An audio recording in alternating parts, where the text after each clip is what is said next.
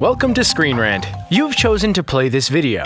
Now we'll see if your choices have paid off. All you have to do is let us know if you caught these many secrets and hidden messages in your own viewing of the incredible choose-your-own-adventure installment of Black Mirror. Bandersnatch is the kind of viewing experience that haunts you long after you've stopped watching it. So we're going to feed your obsession with the following video. Shall we continue?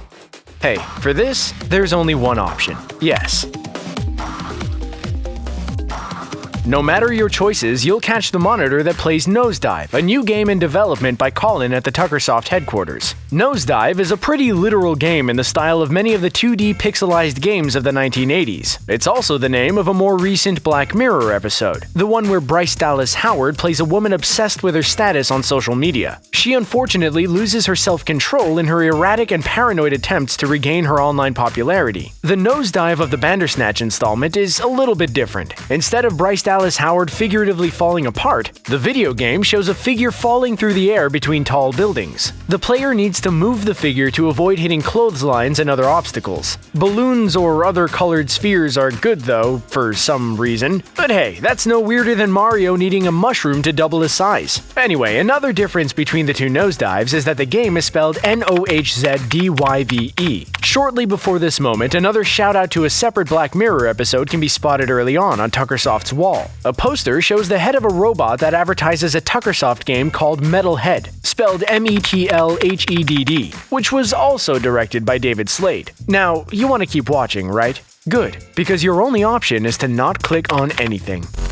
Look, if you choose wisely, like Indy did when he chose the Cup of a Carpenter in Last Crusade, then you can end up choosing one of the more interesting endings. There are several endings that you could possibly end up with, but only one that will literally go all meta and address the fact that Stefan's actions are being controlled by outside sources. When Stefan asks to be shown whether he's being controlled by whoever might be controlling him, hint, it's us holding the remote or the mouse. By choosing Netflix, Stefan might not understand what Netflix is or how it works. What the is Netflix? But he brings it up to Dr. Haynes, Stefan's therapist. She responds by questioning how it can be real if it's not that interesting. What is Netflix? Is it a planet?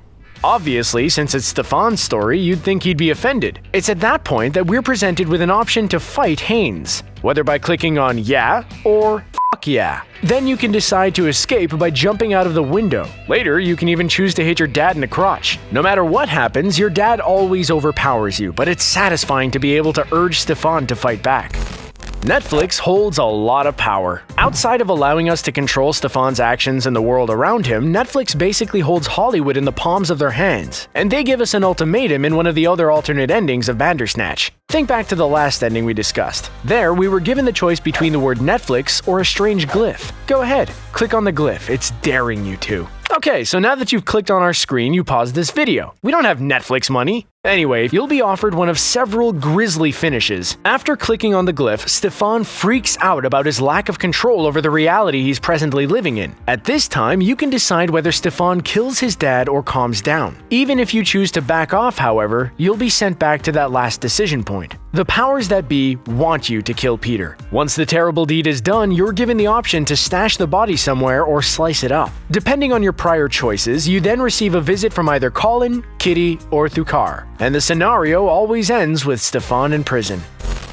Bandersnatch takes place in 1984, which is an apt year. Not only were the 80s the time of the big video game, and pretty nostalgic for all us millennials out there. Acne isn't a rash and it isn't contagious. But this year is also the title of that famous dystopian novel by George Orwell. To really tie Bandersnatch into the central theme of Orwell's classic book, the Black Mirror creative team created a series of scenes that makes up an ending all about program and control, or PAC. In this alternate finale, you the viewer can choose to have Stefan either pick up a book or a picture album. Choosing the book will give you access to Peter's safe, and the combination of PAC reveals the safe's contents to be a crazy revelation. Here, Stefan finds out that he's been a program and control experiment his entire life. Yep, everything he thought he knew was wrong. His mom's still alive. Peter's not his dad, and he's like the Truman Show without the happy ending. You're the star.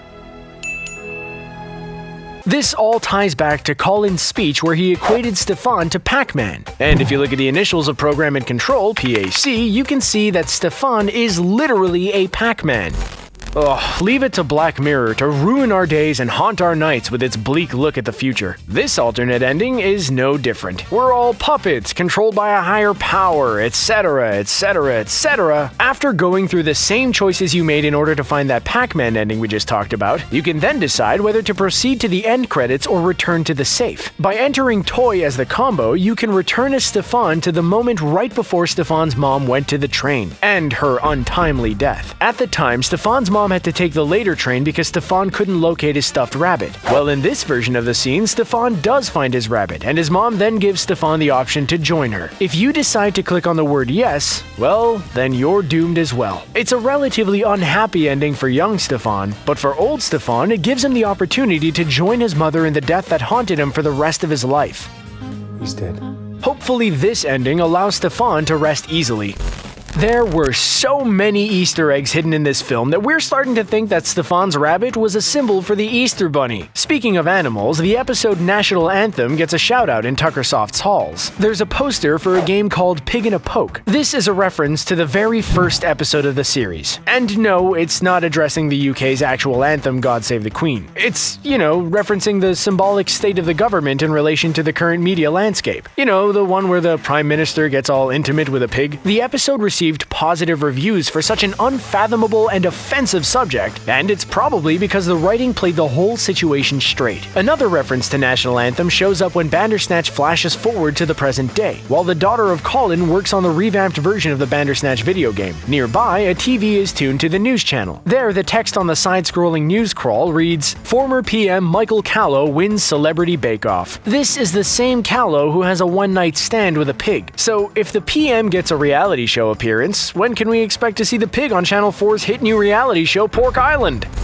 Black Mirror keeps us coming back because its stories are so creepy and fantastic, yet also so believable. Even though we're not taking shuttles to the moon or living in underwater cities, we live in the future that people from 20 years ago could only dream about. Social media and communication has vastly altered our lives in ways we can't yet fully comprehend, which is why the events of Black Mirror episodes seem real enough to be believed, with stakes that are high enough to keep it all tense and entertaining. That's why the events of Black Mirror seem right at home among the headlines of tabloids like The Sun. In an ending in which Stefan kills his dad, the news story appears beside several other blurbs titled The Love Machine, Space Fleet, and 15 Million Talent Team. These three blurbs connect back to previous episodes. 15 Million Merits is the name of an episode about a dystopian game show. The Love Machine text speaks of technology from Hang the DJ, developed by a company whose name, BRB, aligns with the episode Be Right Back. Lastly, you have the blurb about Space Fleet, obviously referencing the Star Trek-inspired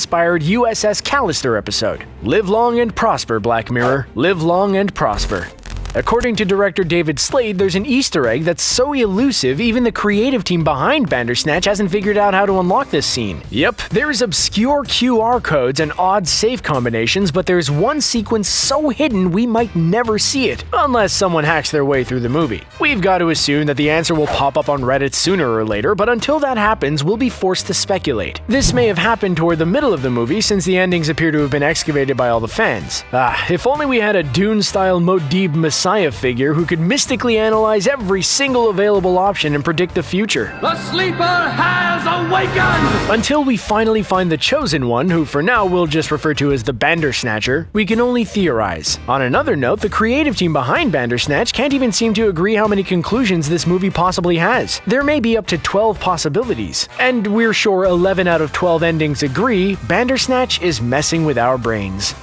Remember all the crazy viral marketing that happened with the Joker before Christopher Nolan's The Dark Knight was released? The whole experience was a masterpiece of advertising. By getting both casual fans and die-hard Bat followers involved in scavenger hunts and real experiences, they used the Joker's persona to drum up excitement and faux chaos, so by the time the movie came out, there was a fever pitch for Batman content. With this Black Mirror episode, it almost came up out of nowhere, and the viral supplemental content, ironically, is appearing after the movie movie came out. But hey, this particular feature is the icing on Bandersnatch's cake as far as we're concerned. In order to access this information, you'll need two ingredients: a Netflix account that's playing Bandersnatch, and a ZX Spectrum emulator. If you don't have one, find a friend. Then play Bandersnatch through to the ending in which Stefan ends up back on the bus heading to Tuckersoft. There are no choices between listening to the Thompson Twins or Now That's What I Call Music, however. Instead, Stefan holds the finished Bandersnatch game and with it plays a loud dial-up type of noise. From there, the noise can be translated into a QR code with the help of said ZX emulator. The QR code takes you to a website offering playable versions of Bandersnatch and Nosedive. Congratulations, you beat this video. But our princess is in another castle. Yep, in this metaphor, the princess is a new video and the castle is another webpage. Don't worry though, you can always play more. We have enough videos to match the amount of games playable on your OG Nintendo Entertainment System. So keep watching and subscribe to get notifications about the latest content ready to be watched. ScreenRant will be here, waiting for you to continue. In 10, 9, 8, 7, 6, 5, 4, 3, 2, 1.